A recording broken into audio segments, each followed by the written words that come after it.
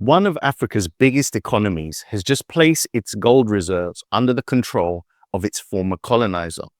What shocked me about this as I researched it is that this is not an isolated case. It's actually common practice across the entire continent. The question is, why? And who really benefits from this agreement? In this video, we're going to uncover the truth behind where Africa's gold really lies and what that means for its independence today.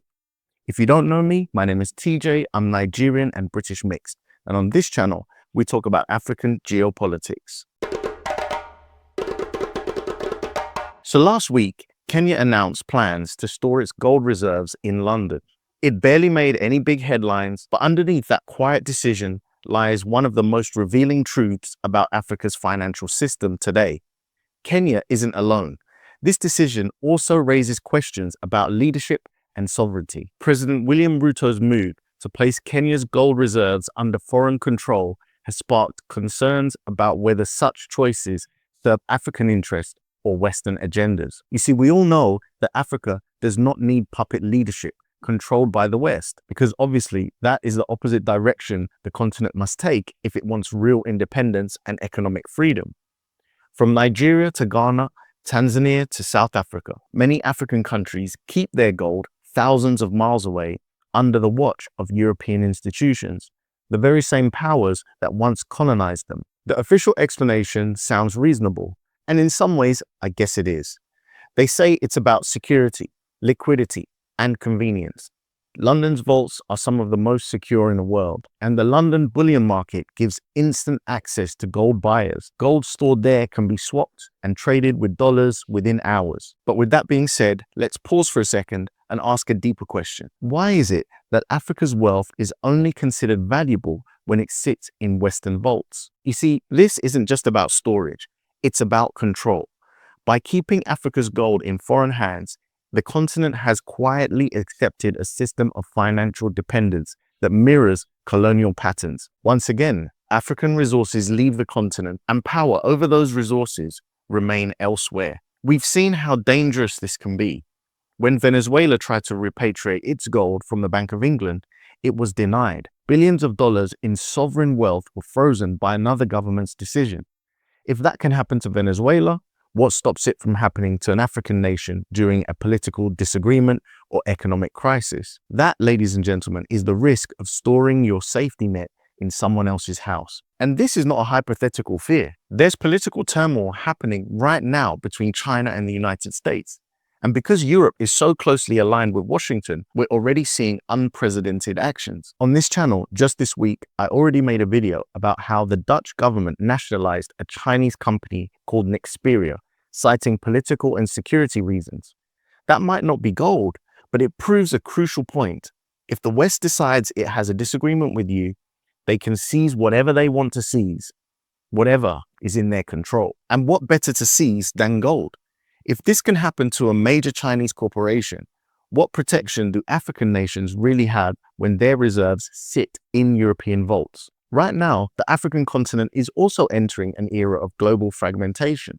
The world is shifting into the multipolar world order. I talk a lot about the growing trade and tariff tensions between the major powers of the world, and the United States has made it abundantly clear that it sees BRICS nations, which includes Russia, China, and several African partners, as a direct challenge to the dominance of the US dollar. Think about what that means. African nations that align with BRICS may have their gold, their savings, their economic leverage sitting in the vaults controlled by the very same Western powers opposing BRICS. Russia is a BRICS member, and the West is already engaged in open hostility over the war in Ukraine. The environment is already ripe for financial retaliation, and Africa's gold could easily become collateral in a much larger geopolitical struggle.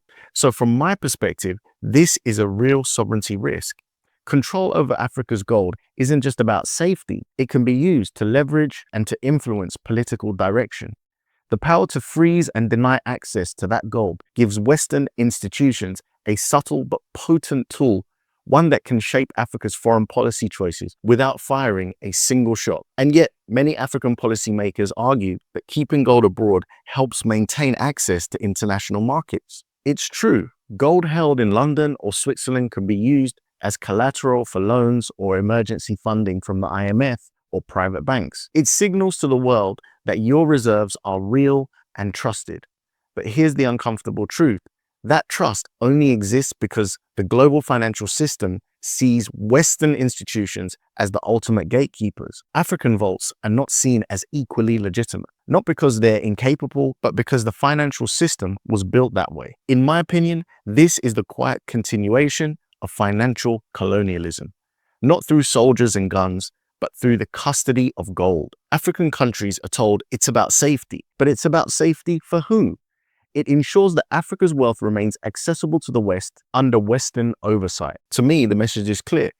Africa may be politically independent, but financially, it's still under the shadow of its colonizers. I mean, imagine if Africa flipped the script.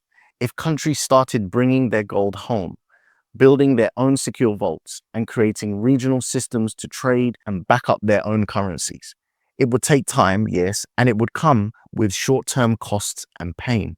But that's how true sovereignty begins, by owning literally what's yours. And Africa must be willing to sacrifice to ensure sovereignty exists throughout the continent. Something interesting I ran into researching this video is that after World War II, both Germany and Hungary had much of their gold placed under Western custody in New York, London, and Paris. This was not only for physical security during the Cold War, but it was also a kind of insurance policy imposed on the victorious Allies, ensuring that these former troublesome nations remained economically and politically aligned with the West as they rebuilt. Decades later, once they were firmly integrated into NATO and the EU and trusted within the Western order, it became acceptable, even encouraged, for them to bring their gold back home as an act of financial prudence. Over the past 7 years, Germany and Hungary have done just that. They have repatriated their gold reserves, with Germany bringing its gold back from New York and Paris, and Hungary bringing its gold back from London. Like I said, when Western nations do it, it's called financial prudence. But when African countries consider it, it's probably going to be considered risky or radical. And that double standard is the heart of the problem. The lessons from Europe's history is clear. Germany and Hungary were once considered untrustworthy to hold their own reserves until they had fully proven their loyalty to the Western system. But when they did, repatriation was smooth and celebrated. While Africa remains under the same kind of supervision, there's a lingering idea underneath all of this that they are not yet safe or stable enough to hold their own gold. Could it be that the same insurance logic that kept Europe's defeated nations in check now quietly defines the relationship between Africa and its former colonizers? Africa doesn't need permission to trust itself. The infrastructure can be built. The expertise can be developed. What's missing is the collective political will and the desire to push for sovereignty even when it hurts. If the continent acts together through the African Union or the Africa Free Trade Area or even a Pan-African Reserve Initiative system, it could figure a way to establish a new gold standard rooted in African soil, not in European vaults. Because make no mistake, this isn't about gold. This is about who holds the keys to Africa's future. If the keys still sit in London, then every claim of independence is incomplete. As China builds gold-backed trade systems and BRICS nations expand their financial network, the world is moving towards a new order. Africa has a choice to make here: remain dependent on old colonial guardians or join the multipolar reality as an equal, one that owns and controls its own wealth. The question now is whether Africa will keep entrusting its treasure to those that once looted it, or will it finally bring its gold home? I don't want to have to make a "I told you so" video in 5 or 7 years stating that an African nation's gold reserves has been frozen because some disagreement with China, BRICS, or some political situation that we can see maybe on the horizon today. So from my perspective, the answer is simple. Africa must bring home its gold immediately. The continent should create a unified framework for every nation to store, manage, and secure its reserves on African soil. That gold must be recognized globally while remaining in African custody.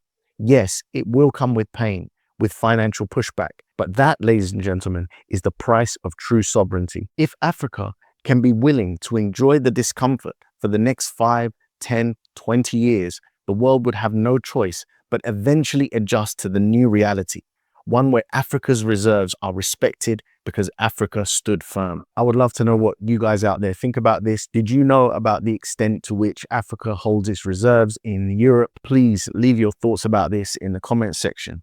But if you have nothing to say, would it be too much for me to ask you to write the words African gold on African soil? It just lets me know that you like the video, you watched to the end, you support the channel, you like what I'm doing, and you want me to continue. Thank you so much for watching today, and I'll catch you in the next video. Peace.